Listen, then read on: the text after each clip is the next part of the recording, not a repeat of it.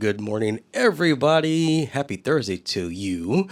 This is DJ JC welcoming everybody to Library Talk and everything else, only on Vaquero Radio. So, last week, I had a wonderful opportunity to have my daughter in the studio. And today I have another wonderful opportunity because I've invited my brother, Javier Chirinos, to the studio. Javier, good morning. Good morning. Thank you for having me. Thank you so very much for being here. Now, why is it that I asked you to be on the show today of all days? It was, first of all, because I wanted to follow up on my daughter being here. And so it's going to be a whole semester of family members. No, I'm just kidding. No, what we're going to do is we're going to talk about football today because it is Super Bowl weekend. And so we're going to discuss sports. We're going to discuss football, particularly because my brother is a football official, a basketball referee, a baseball umpire, softball umpire, and he's done so many different things within sports, and I am so excited that he is here. So it just coincides, Super Bowl weekend, he's here with us, and he is the Rio Grande Valley Football Officials Association president. So I want to talk a little bit more about that. So again, you are listening to Library Talk and everything else only on Vaquero Radio. We're going to go to a music break. I am so excited about this conversation, so please join us back. All right? We're going to go and get started with a little bit of 80s music this morning. So thank you so very much for tuning in. So excited that you're here. You're listening to Library Talk and everything else. Good morning, everybody. Again, thank you so much for joining us for another episode of Library Talk and everything else. I'm your host, DJ JC. And so today I have in the studio, again, my brother, and I'm so excited that he's here, Mr. Javier Chirinos.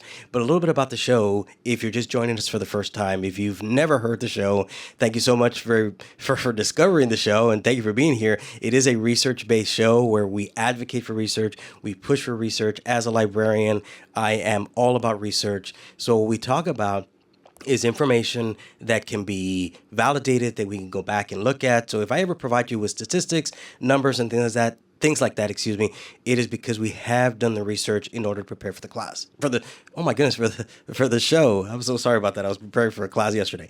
But again, thank you so very much for being here. If you are a longtime listener and you supported the show from the beginning, we really appreciate you as well.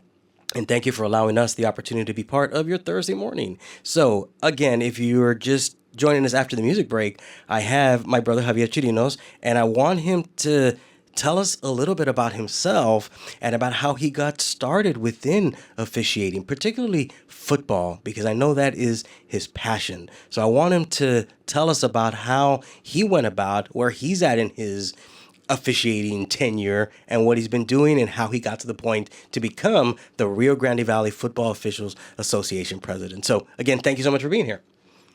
Thank you for having me, Joel. I know it's become almost like a family affair the last couple of weeks. And, It has. With football, the Super Bowl coming up on Sunday, what better way than to talk about maybe another aspect of the football game, which is the officiating side. Exactly. And you asked me earlier how I got started. Well, about 23 years ago, I was a college student. It was my sophomore year, and I had just graduated 2 years prior to that, and I played football during high school. And we had a very successful team, throughout our high school career. And so I was working at a drugstore. I was working at a drug emporium at the time, which is similar to a Walgreens to a CVS. And I found myself missing the game. I found myself away from the brotherhood. I found myself away from preparing for a game. And I thought to myself, okay, well, I have 2 more years left to finish college. I'm working at a drugstore, but I missed the game. How can I get involved in the game? So I remember going home and getting the newspaper and looking at the sports page. And on the second page of the sports, section, I see an ad that says, looking for football officials. And there was a number there. And so I call this number, and the person on the other line was Mr. James Hotaling. Oh, yes. He answers, I know him, yes. Great official, So he answers, and I tell him, I'm Javi Chirinos. I'm interested in becoming a football referee. I don't know anything about it. I played football in high school. And there goes my Al Bundy moment. Yeah, exactly. And so he's like, you know what? Meet me at my house, and we'll go to a meeting in Mercedes on Monday. So, okay. Didn't know what to expect, so I meet him at his house the following Monday, and we go to a meeting in Mercedes, and we're there, and there's about 200 people in this auditorium, and they start talking about football, and they start mentioning, going over some rules and going over this, and I'm thinking to myself, I played high school football. I played football since I was in 7th grade, but this is a whole new world to me. And so a gentleman like Mr. James Hotaling took me under his wing and started showing me the ins and outs of what a football official does. So I got on the field and worked a few scrimmages, and I was young, I had the energy, and it just hit me, and I'm like, this is amazing. Like, I think I can do this. So I just stuck with it. I learned from some of these veteran officials at the time, and I was very fortunate that they took me under their wing, and I'm a 20-year-old guy at the time, right? And these guys are in their 40s and their 50s, and they take this young 20-year-old under their wing, and they just show me the ins and outs of what it is to become a football referee. Do you remember any of those people in any of the games that you had, or do they remember you in any of the games that you had? Or you were all just clean slate, we don't know each other, let's just start from the beginning. But you're looking at these individuals that have been doing it for a while. Yes. And you're thinking to say, man, I'm this young. Yeah. I don't know if you were considering yourself a young, cocky guy going in there. No, I or just were figured you? I played high school football. I know the game. Yes. I thought I know the game. Well, I didn't know the game. I realized real quick, you don't know the game until you see it from another perspective, from the officiating side. Mm-hmm. And they told us, I will never forget this quote. Once you become an official, you never see this game the same. And it's true. When I watch a football game, whether it's a high school football game, a college football game, or an NFL game, I'm not even looking at the players. I'm looking at the officials. Where are they standing? Their How are their mechanics. signals, their mechanics, their announcements? That's what I'm looking at. So, I don't really get to enjoy the game anymore because I'm looking at it from the official's perspective. Yeah. I'm counting players. I'm looking at my keys, the mechanics, and that's just who you become once you become an official. So, that was 23 years ago, and this past January 1st, I was elected the Rio Grande Valley Football Officials Association president, and I know that's a long title. Congratulations, first of all. Thank you. And in other words, what that is I am the president for the football referees from Brownsville to Laredo. Oh, so we have a membership of over 300 members right now that cover all middle school, freshman, JV, and varsity games from Brownsville to Laredo. And the past couple of years, they've even sent us to San Antonio to cover some games. And with that experience, I was very fortunate to officiate a game. My crew and I were very fortunate to officiate a game at the Alamo Dome. So that was a great experience. And other crews have had the opportunity from the Valley to go up to San Antonio and officiate games. So officiating is not easy. It's not for everybody. I can tell you that right now. It's not. And for I'm going to tell you my personal story about that. Yes. And I know you know that story very well. We've laughed about it for many years, and I'm actually going to share that story here on the radio for all of you. And that's the story that will stay in our family forever. Exactly. And now we're making it public. And now it's become public. Yeah. And that's I understand that it's not for everybody. And officiating has changed over the year, just like the game has changed. And we're going to talk about that too. And the game has changed as well. Yeah. So let me just say something real quick. And I know that you and I have been to some college games together. And I know that you're not a very big fan or follower of the NFL, though.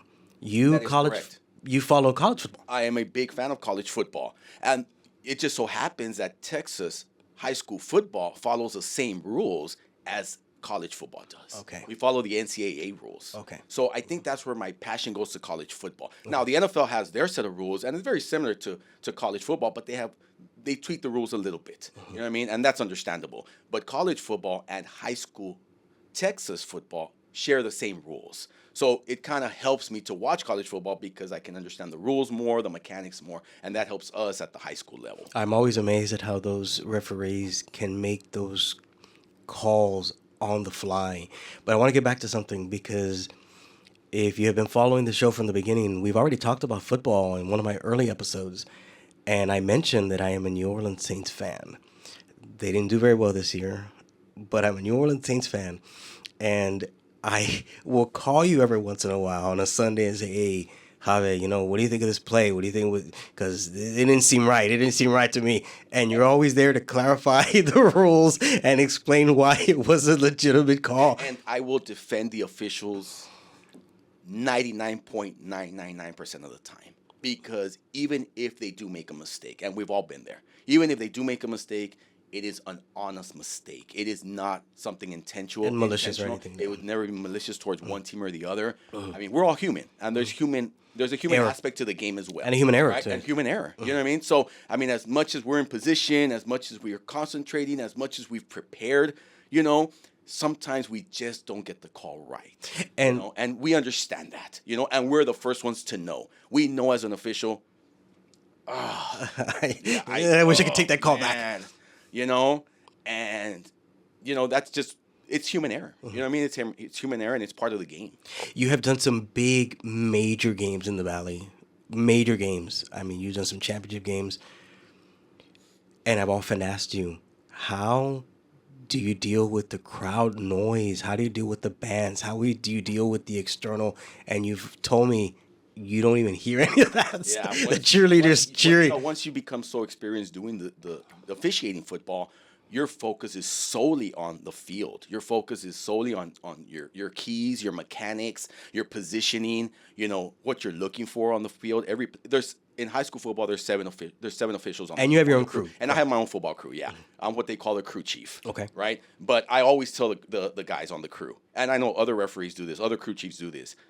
They're the ones in the trenches. They're the ones, in the crossfire. They're the ones having to deal with the coaches. I'm just the guy wearing the different color hat.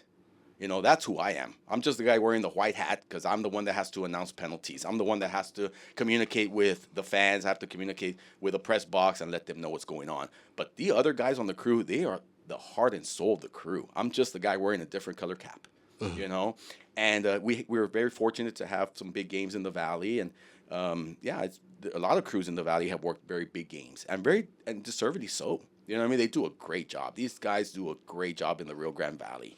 Have you seen any, or do you know any personal relations that you've made of guys that have started here and have made it onto the pros? Yes, we sure have. We've had a couple of guys from the Valley go to the NFL. We have a lot of guys from the Valley go to Division I. I know myself too. I was very fortunate to call Division II and Division III football for 4 years. I think you did some games at Cowboy Stadium, correct? Yes, I remember that. At that time, our college crew was able to officiate 2 games at Cowboy Stadium in Dallas, and that was a great experience. I mean, you walk into Jerry's World, and it's just, you understand why the Cowboys are America's team, right? And but once the game kicks off, you don't even know where you're at. You don't even worry about your surroundings. You don't hear the crowd. You don't hear the band.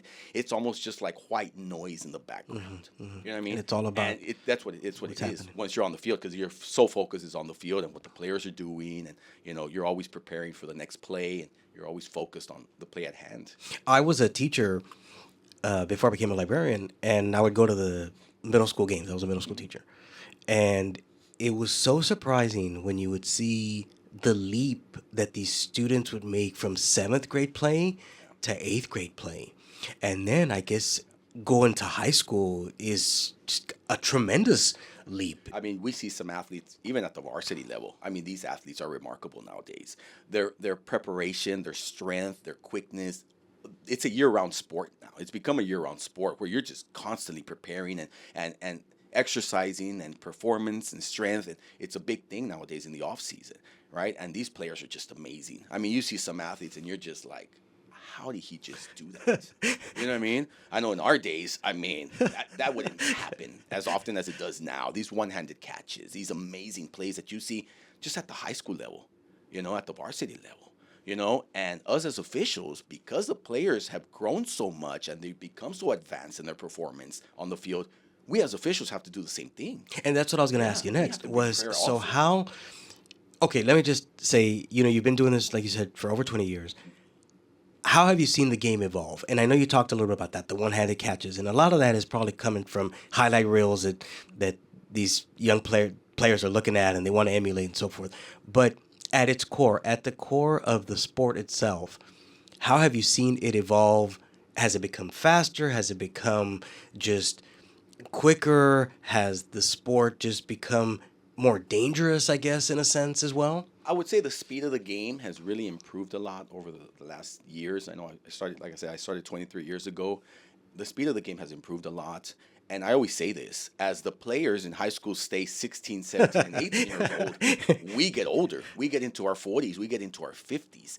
And those players stay 16, 17, and 18 years old. So it's our job to be prepared to kind of keep up with these kids, that are performing at a high level.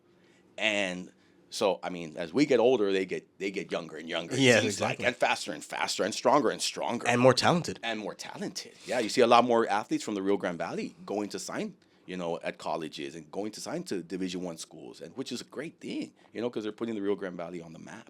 Well, speaking of that, I mean, football here at UTRGV begins 2025, so we're excited Amazing. about that. That's and we're amazing. That is just awesome. And I know Brownsville will be hosting Yeah, exactly. one game throughout one game per year. So And it's that's exciting to be amazing. part of that. Yeah, It that's is amazing. the And they're in a inaugural great season of that. conference with great teams, and that's just unbelievable how UTRGV just was able to do that in the span of Exactly. years And and so- bring a football team to the Valley. So that's something that we're looking forward to. So you mentioned something about you yourselves,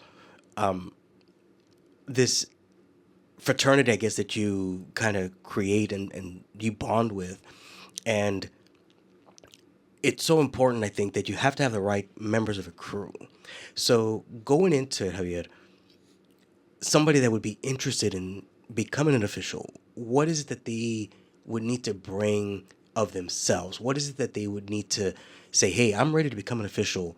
What do I need? So the first thing that you would do to become an official is you would go online and you would go to taso.org, TASO.org, which stands for Texas Association of Sports Officials. Okay, you sign up there. You would sign up your name, your information. At that point, they would ask for your demographics and your location in the state of Texas, and then they would reach out to us. They would reach out to us. I will get an email. Our board will get an email, and they'll let us know this member has applied to be an official in the Rio Grande Valley or Laredo. And from there, we contact them. We let them know when the meetings are. We start preparing way in advance. I know the misconception is, well, this guy just put on a striped shirt and showed up on Friday night to call a game or Saturday morning for Exactly, a middle school game. exactly. That's a misconception, and it's been there forever. You know what I Because mean? there are a lot of people that want to do this, but then when they find out about meetings, Yes. that's where it turns them off, right? There's meetings in the off season. So there's a commitment. There's meetings in the off season. There's on-field trainings in the off season. We have to take tests. We are currently meeting throughout the season to review plays. There's rule changes coming into effect year in and year out. The game has become safer with, Okay. with some of the rules that they've implemented, as far as the targeting, as far as not being able to make contact with players in a certain area of their body. You know what I mean? Because of the safety reason. You know what I mean? We're trying to eliminate the head collisions, as best as possible. So the game has become safer. That's one of the ways the games has changed. I know you asked me that earlier. Uh-huh. And the game has changed. That has become safer. The rules are implemented there to take out those bone crushing hits that we used to see back in the 80s Yes. and back in the 90s. They've taken that away from the game. It's become safer.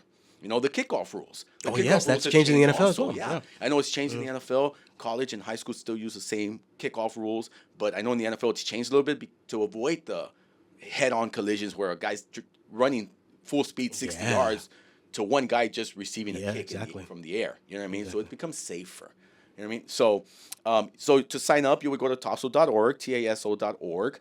You would sign up. We will get your information, and then we'll contact you. And then we'll let you know when the meetings are. We're fortunate to be able to go to virtual meetings nowadays. So that helps, anybody that's from Brownsville to the Laredo area.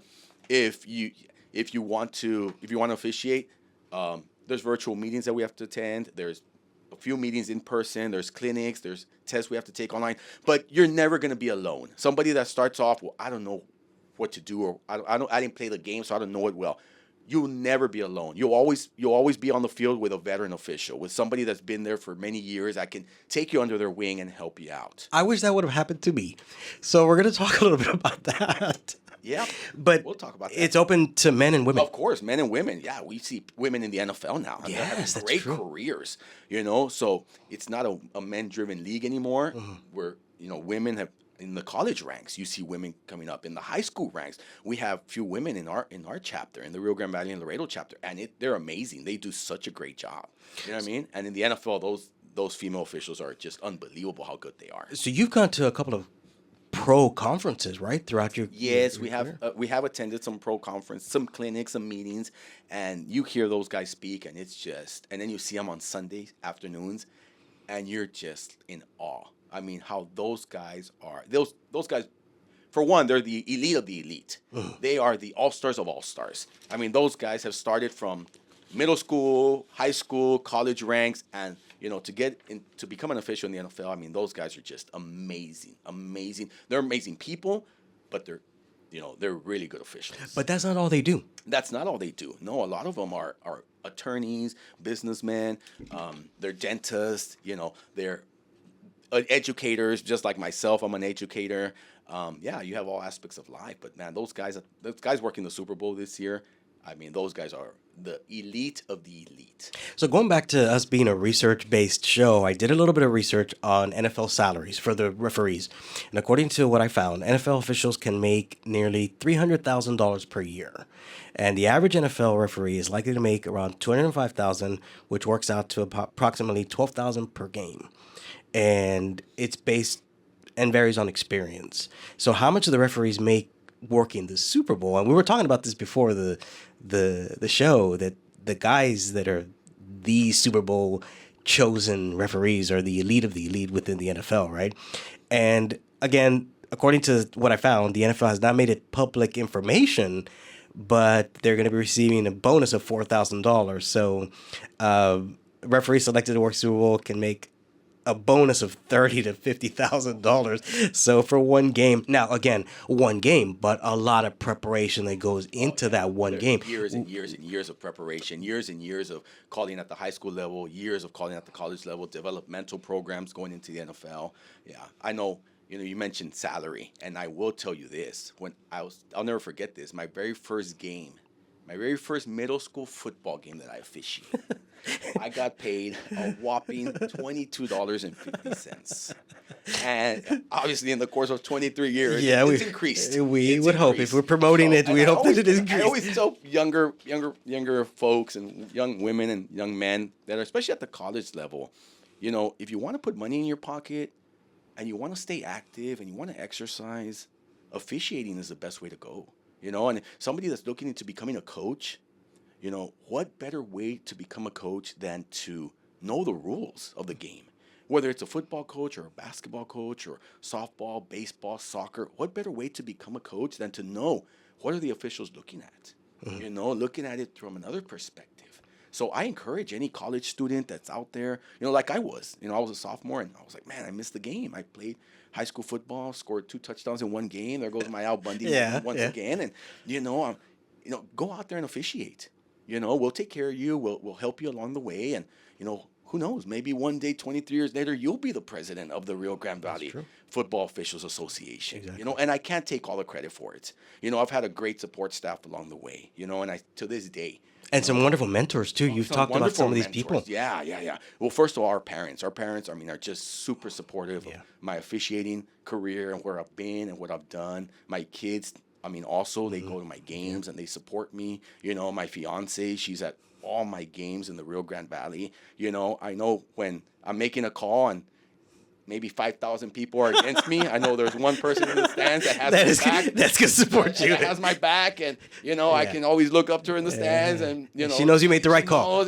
She knows I made the right call, even though I may not have, but she's very supportive. And like you mentioned also, the officials that have taken me under the wing, the James Hotellings, the Louis Henglers, the Ernie Lopez's, the Fort Sassers, these guys that are just, I mean, my mentors that I can still call on to this day. I can call them, I can text them, and we can talk football for hours. One simple question of a rule just turns into hours and hours of football talk. But these guys took me under their wing, and I constantly am telling them, thank you for everything that you did for me. And so now I'm trying to pay it back. I'm trying to pay it back to the new members, to help them out. And as the president of the chapter, it's a lot of work, but we have the right people on the board. We have the right people on the board that have the membership, at first in their minds and in their hearts, and we're doing what's right for the membership, as a whole. You mentioned that you missed the game. Well, I was never part of the game. So there's really nothing I missed, but I wanted. Show. I was in the band. That's right. Band. You were the halftime show. I was. Yes, I was in the band, and then I got into theater. So I was nothing close to sports at all. Yet, my experience with officiating after the break. Thank you so very much. It is such a wonderful conversation. I'm so excited to have my brother here, and this conversation is just going in so many wonderful directions. So we're going to come back after the break. You're listening to Library Talk and everything else only on Vaquero Radio, the Valley's student station. Good morning, everybody. Thank you so much for joining us again for Library Talk and everything else. So before the break, Javier, I was mentioning how I was part of sports tenuously through the band, right? So I was never into sports. But at some point, you talked about, this little extra money that you can make and little, a bit of extra cash. So somehow you convinced me to do baseball and basketball.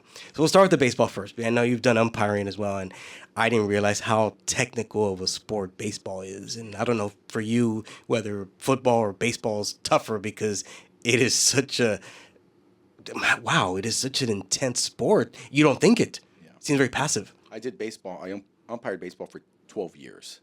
From Little League all the way to high school, and even some TSC games. Oh, yes, that's right. I remember. It is very technical. And some White Wings games, didn't you? Yeah, I remember those. White Wings games, yes. And it's very technical. It is. There's a lot of rules. I remember basketball. You mentioned basketball. I know basketball is probably one of the harder sports to officiate because it's so fast, and everybody seems to be on the court with you. I wish I would have known that. So here's the situation for those of you that are listening out there. I go with you to a baseball umpire clinic to become an umpire. I think we spent half a day on the definition of what a catch is. Yes, I remember. Yeah. We took a test thinking it's going to be easy. I think you and maybe two other guys were the only ones out of the 50 of us that passed. I think I gave up at question 3. So didn't have any experience umpiring a game. But then again, somehow you convinced me to do basketball. Yep. Again, not knowing anything about basketball. But you know what? I've watched a couple of basketball games. Yeah. I've watched that. Saw Michael Jordan play. I saw Michael Jordan play. Yeah, we've been to a couple of games together. Went to a couple of Spurs games. And those guys, they're just running back and forth. So and it's a smaller court. It's okay. So you convinced me to do basketball. Yeah. Oh, that was short-lived for you. I think I did 4 or 5 games until I decided to retire. I don't know if you understood that. So you have to wear black pants. And you have to wear the striped shirt. Yeah. And you do have to have a whistle in your mouth while you're officiating basketball. Exactly. I think that's the part you forgot. Yeah, I didn't know that you needed to use the whistle. Oh, yeah. And it would have helped if I had any knowledge of rules because I did not know what was happening. And so I show up to a game, and you talked about something interesting that kind of triggered this conversation. You said in football you're going to be teamed up with somebody that knows. Of course. So I have one game under my belt. I go to a middle school game, and the guy is asking me, so how many games do you have? And I tell him 1, and he says, well, that's 1 more than me. You're in charge. Yeah. Oh, my goodness. That's going to make for a long day. Javier, it was terrible. I still remember, I'm not going to mention any schools, but one of the schools are running away with it until Steph Curry seems like he stepped onto the court for the other team, and... Yeah, let's just say. Well, so basketball. Let's talk a little bit about basketball. Well, let me just say this real quick, that it doesn't help when the bus driver of the team tells me this may not be your thing. Yeah. We get it from parents and stuff like that in the stands, but I don't think I've ever had a bus driver tell me, hey, maybe the officiating route isn't for you. Well, he told me that, and maybe I did 1 or 2 games after, then I took his advice. But what did happen, Javier, as a result of this, was that I have a much more appreciation for the people, the men and women that do this, because we are all officials in the stands. And like I told you earlier, I call you with those questionable calls on my Saints. And you're like, no, it's the right call. I'm like, no, but it isn't. I don't know any better. I just know what I see. Yeah. But this appreciation for the men and women that do this, because it is not easy when you have hordes of people angry at you because you've made a call that is right, but they don't think it's right because it's against their daughter, it's against their son, it's against their team.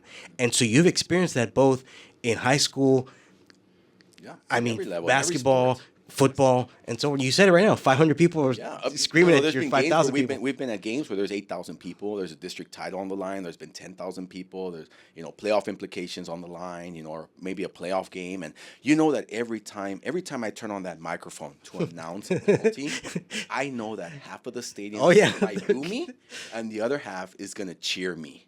I just know that once I turn on the microphone. And so you can't let that affect you. You can't let that affect your performance on the field. But you just gotta know that you're not satisfying either party with any call that you make. But one of the things that's happening right now is that a lot of people are posting these games live on social media. Has that's kind of become a thing? Yeah, it's a technology. The now. A lot of these high school games are even televised live, which is amazing. I mean, you have BISD that televises games live, Weslaco, McAllen school districts, the Edinburghs, which they do a great job with their production team. And it allows somebody that maybe is not in town to watch the game. Stream it. In the back end of that, they can rewind it and they can see, hey, you know what, they missed that. Oh, that's true. Or that was the wrong call. So the technology aspect of it has changed also. Now there's instant replay and everything. I know in high school football, we don't have instant replay until you get to the state championship games.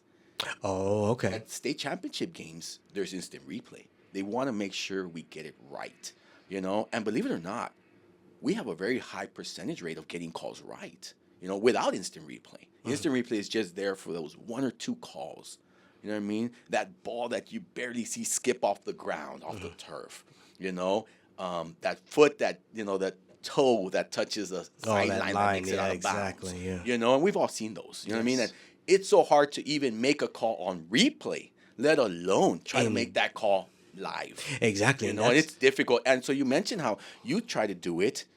That didn't go well for you. I don't know if it was do it, Javier. Yeah, well, I was out you there. were on the court. I was out there on the court. Pay for it. I did get paid. I did get paid. Yeah. But nowadays there's school districts that are requiring parents and fans there's school districts, there's programs that are requiring parents and fans to take an officiating class or to officiate a game before they're allowed to attend their son or daughter's game, so that they can see, hey, these officials are trying. This is not an easy job. You know what I mean? Try running up and down a basketball court for an hour and a half with 16 and 17-year-olds. Oh, yeah? It is difficult. It is physically exhausting. And then you got to focus and watch your keys and be on with your mechanics. And now the mental aspect is there too. So you're mentally and physically exhausted when you finish a game. And now the best praise an official can get, and every official will tell you this, the best praise an official can get after a game is where nobody noticed them. You go into a game and you hope to walk out of that stadium or out of that arena or off of that court and nobody mentioned the officials. That is the best thing for an official. And that's what we try to do every single game. Show up to a game, officiate the game, and go home and nobody noticed we were even there. That's the best compliment we as officials can get. So I guess the opposite of what happened to me was that the bus driver told me. The bus driver noticed you. And he did. He notices you. Yeah. It might be time to call it quits. Yeah, and I think I did it after 2 or 3 more games. I decided, you know what, I'm going to hang my whistle up. And I think I'm done. That was never used. I know I mentioned 23 years ago I started officiating, but this goes back a long ways. And let me tell you how far this goes back. So I remember when we were younger, and mom and dad, maybe I was 8, 9, 10 years old, and mom and dad would take us to the Porter High School basketball games. Oh, I remember that. Yeah, they would take us to the Porter High School basketball games. Yes. And on Fridays. On Friday nights, I remember that. Yeah. And so we were there in the stands, and we're Porter's warming up, and they might be playing against Hannah. Yeah. It's a crosstown rival, and the crowd is excited, and the cheerleaders are there, and the crowd just kind of keeps coming into the gym before the game. And at an 8, 9-year-old kid that I remember watching and noticing 2 gentlemen walk in black polyester pants, black tennis shoes, and a black jacket. And I would notice them walk onto the court, and I'm like, I was very intrigued by them. What are they doing here? Lo and behold, they were the referees for that night. They were the basketball referees for that night. Yeah. And at such an early age, and I've said this story many times to people, at such an early age, I just had this fascination for what these guys did. They were criticized for every call, but yet they continued to hustle down the court. They continued to work. They continued to just officiate the game at a great level. And I was just intrigued by them at that age. So mom and dad taking us to those games when I was 8, 9 years old, the impact that it had on me to realize there's coaches, there's fans, there's players, but there's somebody else that needs to be here for this game to take place. To me, the it was, officials. to me, it was the concession stand. Yeah, that There was I a know you spent a lot of concession time at the stand. concession I stand, would going back and forth back to and the forth. concession stand. That into the restroom because I was so bored. So I didn't really notice. You know, I was just kind of. We were young also, and it is interesting though that how that was so impressionable on you, and how it was. It just you thought, oh, who are these people? All these And guys. And man, it was just amazing to see them. And you have some really good friends on the basketball referee. Oh man, right? On both ends, on both ends, on basketball and football. A lot of the guys that officiate football, they'll officiate basketball as well. So a lot of the men and women that do football, they officiate other sports, whether it's basketball, whether it's softball, whether it's soccer, it's kind of become like a brotherhood. You know, once you get into one, you're able to get into another one. You know what I mean? And I've made some amazing friends along the way. I mean, the guys on my football crew are just amazing, amazing officials, but they're even better people. Yeah. You know what I mean? They're really good people. They're very career driven. You know what I mean? And that goes for a lot of people in the Rio Grande Valley and Laredo that officiate. You know, in our football chapter, they're really good officials, but man, they're even better people. Yeah. You know, and that's what just makes it so much fun. Yeah. You know, and we share this bond together. You do, because you're all in there together. You know what I mean? These guys are some of these guys are my ride or die. You know what I mean? Some of these guys are the ones that you call when you have a flat tire at 2:00 in the morning. You know what I mean? When you run out of gas, you know, when you're short $5 somewhere. Yeah. You know, these are the guys that they have your back through thick and thin. Yeah. And we've created that bond on the field, on the court, and off it. So once you become an official, like I said, you don't see the game the same again, but you also get into this brotherhood that's just unbreakable. And once you meet the people, it's awesome. I mean, I can text these guys and call them at any time of the day and just, you know, talk to them about football, and we have our different opinions, of course. Exactly. We all have our different opinions, right? They have their teams that they like. I have my teams I like. They feel a certain way about a call. I feel a certain way about a call. But at the end of the day, we all come together and we do what's in the best interest of the student athlete and the coaches. Yeah. You know, because we're providing a service for them. You know, we're providing a service for them. And, you know, you need players, you need coaches, and you need officials to have a game. Yeah. You know what I mean? There's different aspects to the game. And we provide a service, and the women and men in the Rio Grande Valley and Laredo do an amazing job. I cannot thank them more or enough for what they do. And that's great because you said it earlier, you're on this court together. It's just you and this other person, or on the field together, and you know, you have to support each other. For that hour and a half or 2 hours, we got each other's back. You have to. We got each other's back. You know what I mean? I'm going to back you up and you're going to back me up, and that's the way we're going to do this. And if we have a disagreement or a discussion that needs to be taking place, it's going to take place in the locker room afterwards. Yeah. It's going to take place outside of the confines of the field. Yeah. You know what I mean? So, this brotherhood that we've built is just amazing. It's amazing. That's why I encourage everybody to go out there and officiate and try it. You know, try it. You know, it ain't for everybody. No. We have a prime example here. Exactly. You know, but once you become an official and you really start to enjoy it and you build those friendships, it just, you know, it's amazing. That's great. Amazing. So we encourage that. You know, we need young people. We need responsible individuals that want to do this. And there's a national shortage of officials right now. You know, ever since the pandemic, and there's been a national shortage, and I don't blame it. I don't blame them. You know, we have a big turnover of officiating, and why? You know, people ask, well, why? Is it because of those TikTok videos and those social media videos where parents are just, telling off? I've seen videos where umpires are just like, I'm out. I'm done with this because I can't take the heckling from the parents. I'm done. Yeah, I mean, like I said, some school districts are requiring the parents to officiate a game or go to an officiating class before they can attend a game. You know, so I know that's happening, but there's a lot of aspects to the game as to why people don't come back. and we're trying to figure out exactly why so that we can retain them. Yeah, exactly. Because the average age in the Rio Grande Valley and Laredo, I think, is somewhere like 48, 49 years old. Oh, That's wow. the average age of officials, yes. So as we're getting older, the kids are staying 16, 17 years old, like I Yes. mentioned earlier. So we need some of these 20-year-olds, some of these Yes. 30-year-olds to go out here and officiate and be the next group of leaders, be the next presidents, be the next board members, be the next crew chiefs, so that I can retire and not be on the field when I'm 70 and 80 years old. Still- There's no way I'll be able to yeah, keep up with exactly. them for another 30 years. So we need these younger guys, younger girls to come out and officiate. And, Yeah. we'll guide them and we'll help them out and we'll train them and we'll prepare them, to get out there on a Friday night. There's nothing like being out there on a Friday night for a Friday night football game. The Exactly. camaraderie, the fans, the Exactly, stands, all the- that. The smell of the concession stand, Everything. the food.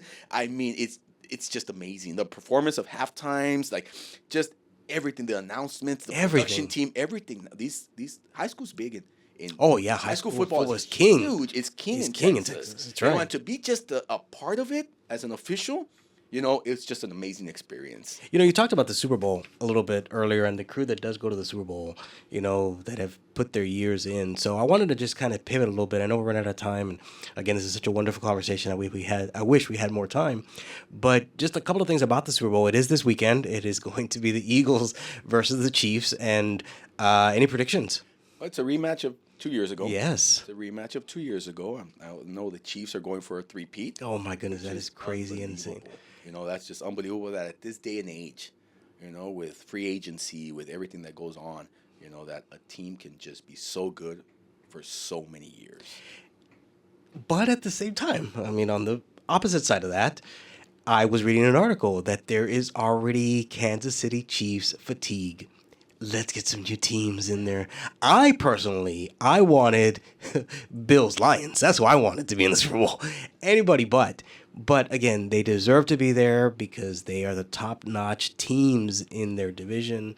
And so everything that has to fall into place has, from coaching to, players. You have Patrick Mahomes, who's the face of the NFL. And he will be for many years. If he stays healthy and he continues. He will be the face of the NFL for many years. So just a quick rundown, and I know I've talked about this before. We have to get closing up, but just a quick tidbit of information here. Most Super Bowls won by teams, and New England Patriots, 6 Super Bowls, and that's another GOAT right there. Pittsburgh Steelers, 6 also. San Francisco 49ers, 5. The Dallas Cowboys, 5. Green Bay Packers, 4. New York Giants, 4. And the Kansas City Chiefs, 4. And it could possibly be 5 after this weekend. We're going to go to one more music break real quick. But any announcements, anything that you wanted to kind of say before we close out here?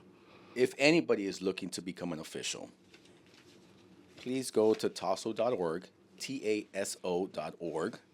It stands for the Texas Association of Sports Officials. Sign up, we'll get your information, and we will welcome you with open arms, and we will train you, we'll prepare you to get out onto the field, and hopefully make it a long, enjoyable career for you, just like I've had.